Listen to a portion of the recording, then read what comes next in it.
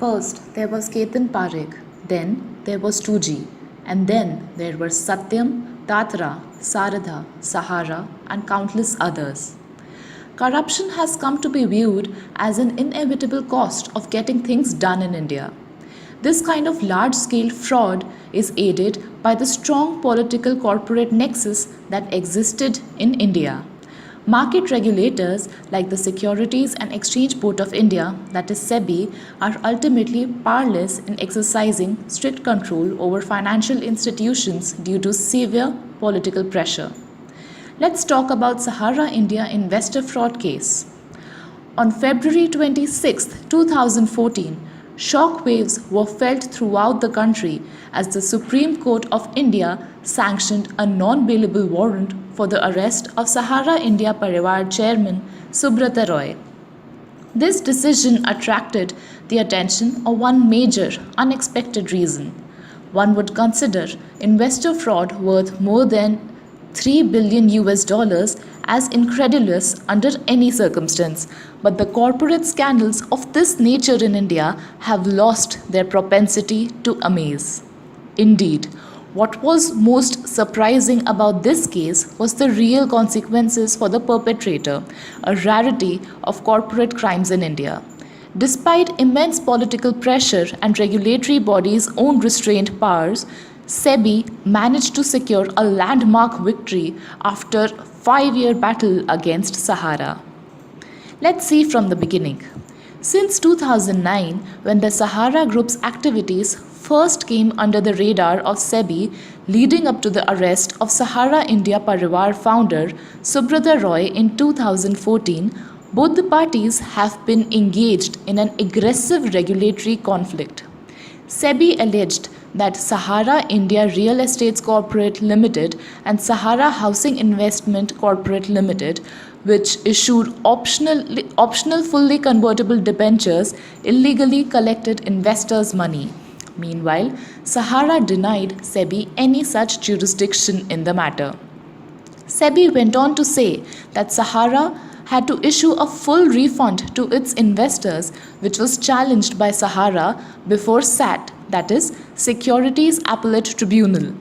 When the SAT upheld SEBI's order, Sahara moved to the Supreme Court in August 2012, which ordered Sahara to refund investors' money by depositing it with SEBI. Sahara then declared that most of the US dollars, that is 3.9 million, had already been repaid to the investors, save for a paltry of $840 million, which was handed over to SEBI. This was disputed by SEBI, which claimed that details of the investors who were refunded had not been provided. When Sahara failed to deposit the remaining money with SEBI and Subrata Roy skipped his hearing, the Supreme Court of India issued a warrant against him. Amid the rumors of black money laundering and misuse of political connections, Sahara vehemently denied all charges and continued to defy SEBI. The regulator perceived through what Supreme Court referred to as this ridiculous game of cat and mouse and finally managed to pin down Sahara chief Subrata Roy in 2014.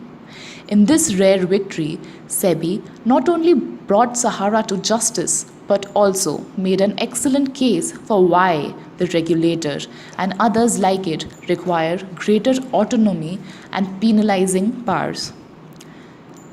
Politicians are no strangers to financial scandals in India, whether it is the Commonwealth Games scandal, which involved the misappropriation of millions of dollars by then chairman and Congress member Suresh Kalmadi, or the 2G scam, which involved telecom companies being undercharged by the government officials for licenses.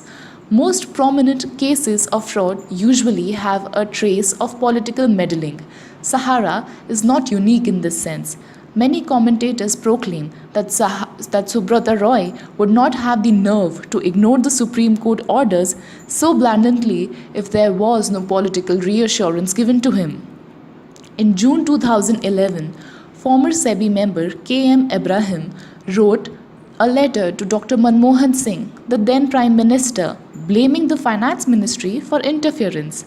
He claimed that the then Finance Minister Pranab Mukherjee and his advisor Omita Paul were trying to force SEBI Chairman UK Sinha to manage high-profile cases, including Sahara, through this account was denied by the Finance Ministry as well as Sinha.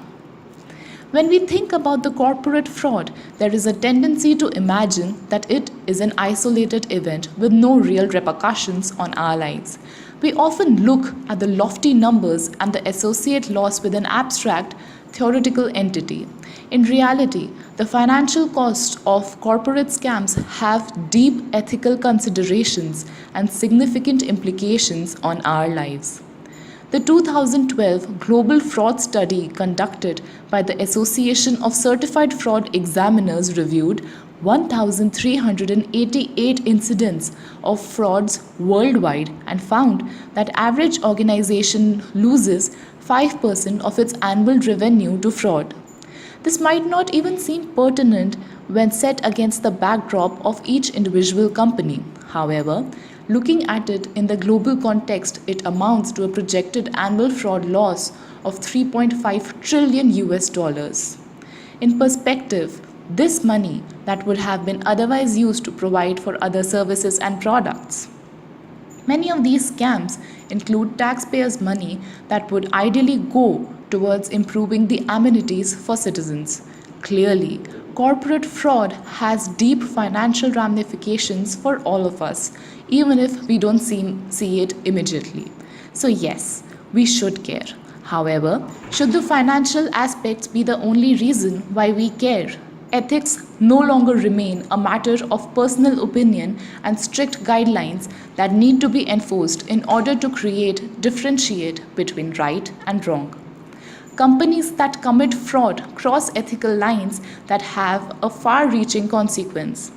If there is any truth to the accusations of Sahara laundering black money, this is clearly a breach of ethics on their part. Not only this is a bland issue of misusing other people's money, it also raises serious questions about government resources that were wasted on this unnecessary long investigation. Thank you.